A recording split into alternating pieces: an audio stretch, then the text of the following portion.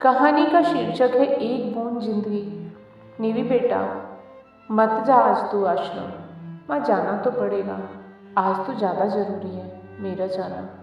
आज तो मेरी छुटकी का बर्थडे है। उसके लिए गिफ्ट लाना, उसके बर्थडे को सेलिब्रेट करना है, उसके लिए तैयारी करनी है। बहुत सारा सामान आएगा। लेकिन बेटा, तेरी तबीयत ठीक नहीं है। आराम कर तू। और फिर रोज़ रोज़ वहाँ जाने की ज़रूरत क्या है? बेकार परेशान होती है। माँ, मुझे खुशी मिलती है वहाँ जाने से। उन मासूमों के चेहरे पर जब मैं मुस्कान देखती हूँ तो मुझे सुकून मिलता है। मुझे लगता है मेरी ज़िंदगी का मकसद पूरा हो रहा है। मेरी ज़िंदगी का वैसे भी भरोसा नहीं है माँ। लेकिन बेटा, तेरी तबीयत। माता श्री, मैंने आपको कितनी बार कहा है, घड़ी घड़ी मेरी तबीयत का राग मत गाया करो। निवेदिता गुस्से में अपनी माँ को बोलती है। मर ही जाऊंगी ना तो क्या हुआ? माँ झपट कर निवेदिता का मुंह दबा लेती है। खबरदार, जो मुंह से ऐसी बात निकाली तो। माँ की आंखों में आंसू छलक आते हैं। पर माँ, आप भी तो घड़ी घड़ी मुझे एहसास कराती हैं मेरी तबीयत के विषय में बताकर। मैं जानती हूँ माँ, मैं बीमार हूँ और मुझे जो बीमारी है वो ठीक नहीं होगी। मैं यह भी जानती हूँ। लेकिन माँ, यह सोचकर मैं मरने से पहले ही मरना नहीं चाहती हूँ। एक बूंद जिंदगी भी मुझे बहुत है, जो मेरी मर्जी की, मेरी अपनी हो। जैसे चातक को एक बूंद पानी जीवन दान दे जाता है, वैसे ही मुझे ज़िंदगी बहुत लंबी ना मिले, पर ज़िंदगी जितनी हो मैं उसे जीऊँ अपने तरीके से। अच्छा बेटा, आज के बाद मैं नहीं कहूँगी ऐसा कुछ। तू परेशान मत हो और जा, जल्दी जा। यहाँ बातें बनाती रहेगी, वहाँ चुटकी तेरा इंतजार करती होगी। निवेदिता माँ के गले में बाहें डालते हुए बोलती है। ठीक है मेरी प्यारी माँ, जाती हूँ और आप परेशान मत होना। आज मैं थोड़ा लेट ही आऊँगी। ठीक है बेटा, तू जा अब। निवेदिता अपनी कार में बैठकर न जाने किन ख्यालों में खो जाती है। निवी यानी निवेदिता, विनय विनय प्रकाश शर्मा और बीना शर्मा की बेटी। एक बेटा है उनका। बेटे को विदेश पढ़ने क्या भेजा, वह फिर आया ही नहीं। पढ़ने के बाद नौकरी, फिर शादी भी विदेशी लड़की से कर ली। अपने देश, अपने घर नहीं आया कई साल से। माता पिता और बहन की याद भी नहीं आती। शायद उसे याद आती तो मिलने आता। नीवी का विवाह भी एक अच्छे घर परिवार में हो गया था। सब बढ़िया चल रहा था। शादी के 2 साल बाद अचानक एक रात निवेदिता के पेट में दर्द हुआ। तब निवेदिता ससुराल में ही थी। रात को ही डॉक्टर को दिखाने के लिए ले जाया गया। डॉक्टर को लगा ऐसे ही साधारण दर्द होगा, खाने पीने की वजह से, तो दर्द की दवा देकर घर भेज दिया। लेकिन दर्द था कि ठीक होने का नाम ही नहीं ले रहा था। दोबारा फिर निवेदिता को डॉक्टर को दिखाने ले जाना पड़ा। तब डॉक्टर ने गंभीरता से लिया बीमारी को। कुछ टेस्ट आदि करवाने को बोला।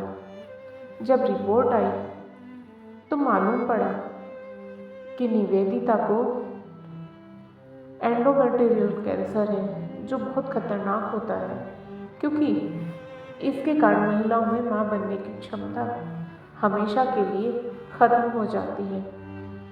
जब निवेदिता की ससुराल में यह सबको मालूम हुआ तो उनका तो व्यवहार ही बदल गया निवेदिता के प्रति। यहाँ तक कि उसके पति कपिल का भी रवैया बदल गया।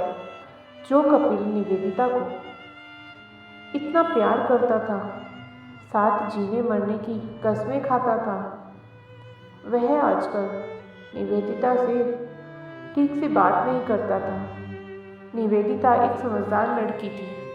उसने सोचा कि यहाँ ससुराल में तिल तिल कर मरने से तो अच्छा है कि अपनी मर्जी से जीऊं जितने भी पल हैं मेरे पास।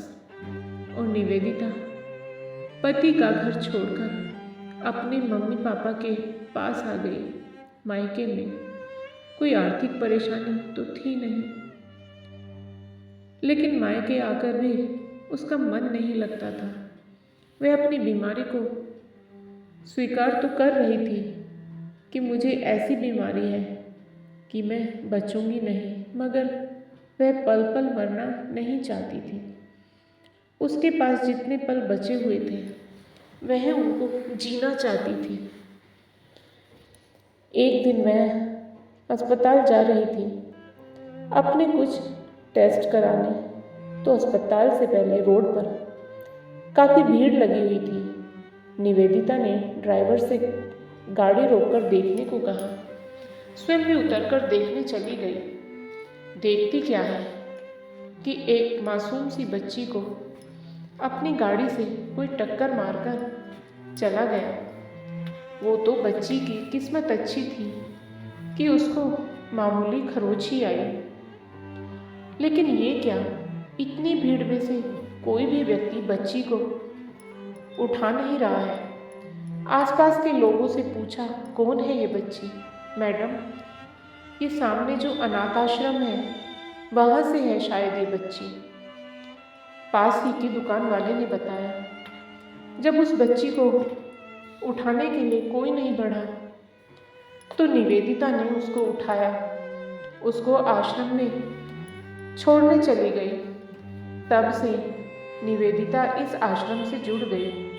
जो छोटी बच्ची थी उसका नाम चुटकी है। चुटकी को निवेदिता से बहुत प्यार है। यदि एक दिन भी निवेदिता आश्रम न आए तो आफत आ जाती है। चुटकी तब तक कुछ खाती पीती नहीं है जब तक निवेदिता नहीं आती। यही सब बातें सोचते हुए निवेदिता आश्रम पहुंच जाती है। आज वह सोचकर आई है कि वह चुटकी को एडॉप्ट करने की बात करेगी। सोच तो वह कई दिन से रही थी, लेकिन अपनी बीमारी के चलते इस विचार को झटक देती थी। निवेदिता जैसे ही आश्रम पहुंचती है, अनाथ आश्रम के इंचार्ज शारदा जी निवेदिता को मुस्कुराकर अभिवादन करती है। नमस्कार निवेदिता जी। नमस्कार शारदा मैडम। निवेदिता जी, आपकी चुटकी बहुत देर से याद कर रही है आपको।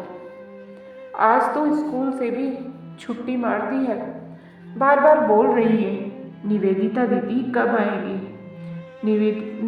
निवेदिता भी शारदा मैडम की ओर देखते हुए बोलती है, मैडम मुझे आपसे कुछ बात करनी है। हाँ हाँ निवेदिता जी, बोलिए। मैम, मैंने बहुत सोच विचार कर यह फैसला लिया है। कि क्या फैसला निवेदिता जी? मैडम, मैं चुटकी को एडॉप्ट करना चाहती हूँ। लेकिन निवेदिता जी, लेकिन कुछ नहीं मैडम, मैंने बहुत सोच समझकर यह फैसला लिया है। ठीक है निवेदिता जी, जैसी आपकी मर्जी। मैं ज़रूरी पेपर तैयार कर देती हूँ एडॉप्शन के। मैडम, मेरी आपसे रिक्वेस्ट है कि आप आज ही सब फॉर्मेलिटी पूरी करवा लें। मैं आज चुटकी के जन्म दिवस पर उसको उसके घर ले जाना चाहती हूँ। शारदा मैडम बोलती है, ठीक है निवेदिता जी, आप चुटकी के पास जाओ, मैं सब तैयारी करती हूँ। आप उसके कपड़े भी पैक कर लेना। निवेदिता खुश होते हुए चुटकी के पास जाती है। चुटकी निवेदिता को देखते ही निवेदिता दीदी करते हुए दौड़ती है। निवेदिता उसको गोद में उठा लेती है, उसके गालों को चूमती है, अपनी बाहों में भरकर प्यार करती है। फिर चुटकी से बोलती है, आज मेरे साथ जाएगी मेरी चुटकी, अब मेरे साथ ही रहेगी मेरी चुटकी। सच्ची निवेदिता दीदी? हाँ बाबू। आप अब मेरे साथ रहोगी। अरे वाह निवेदिता दीदी, अब से हम साथ रहेंगे, साथ साथ रहेंगे, ये तो बहुत अच्छी बात हुई। निवेदिता शाम तक वहीं आश्रम में रहती है, सब बच्चों के साथ। सभी बच्चे उसको बहुत प्यार करते हैं। सबके लिए कुछ ना कुछ तोहफे लाती रहती है निवेदिता।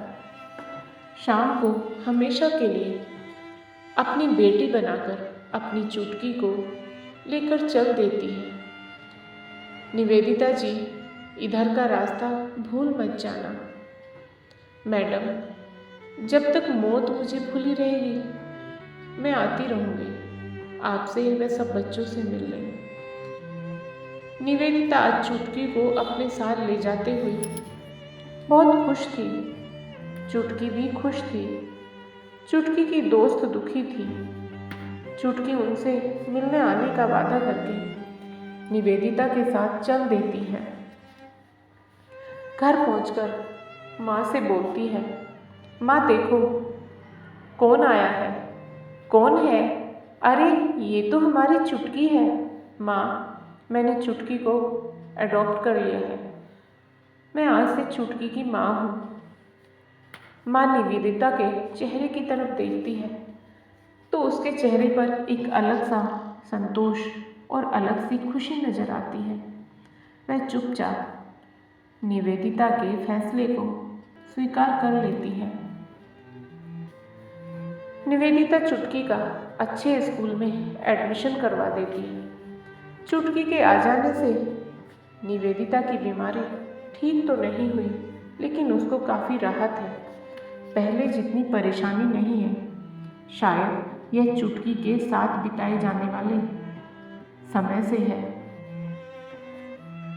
ऐसे ही 10 साल बीत गए। चुटकी अब 15 साल की हो गई है। निवेदिता की तबीयत आजकल कुछ ज़्यादा ही खराब रहने लगी है।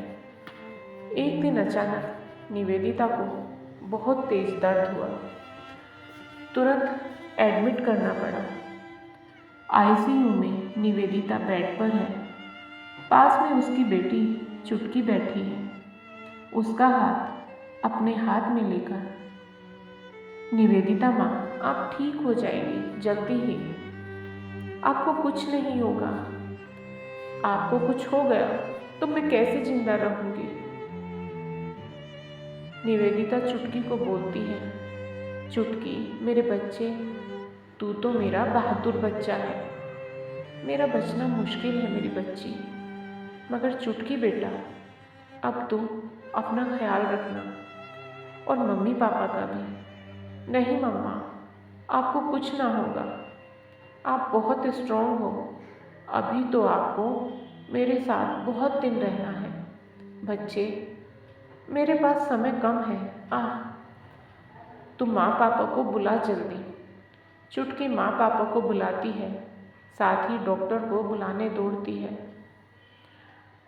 डॉक्टर को बोलकर जल्दी से अपनी निवेदिता माँ के पास आती है। निवेदिता अपने माँ पापा की ओर देखते हुए बोलती है, अब मैं जा रही हूँ। मेरा बुलावा आ गया है माँ।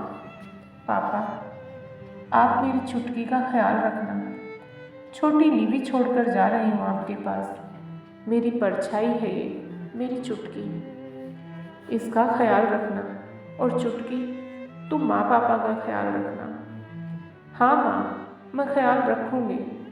चुटकी निवी का हाथ अपने हाथ में लेकर बोलती है, अच्छा चुटकी, वो गाना सुना तो जरा।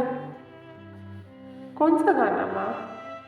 वही जो हम दोनों गाते हैं, आओ तुम्हें चांद पे ले जाए। चुटकी गाती है, आंखों में आंसू है, होठों पर गीत है। आओ तुम्हें चांद पे ले जाए, प्यार भरे सपने सजाए, छोटा सा बंगला बनाए, एक नई दुनिया बसाए। आओ तुम्हें चांद पे ले जाए, प्यार भरे सपने सजाए, छोटा सा बंगला बनाए। निवेदिता की जिंदगी की डोर टूट जाती है और वह एक नई दुनिया में चली जाती है। पीछे रह जाती है एक खामोशी और उसके अपनों की सिसकियाँ, जिनसे वह न रोने का वादा लेकर चली गई दूर कहीं एक अनजान सफ़र पर। तो दोस्तों, आपको आज की कहानी कैसी लगी कृपया कमेंट करके अवश्य बताएं। और यदि कहानी अच्छी लगी हो तो कहानी को लाइक करें, शेयर करें, साथ ही चैनल को सब्सक्राइब करें। फिर मिलेंगे दोस्तों एक और नई कहानी को लेकर। तब तक के लिए आप अपने परिवार के साथ हंसते रहिए, मुस्कुराते रहिए, खुश रहिए। राधे राधे दोस्तों।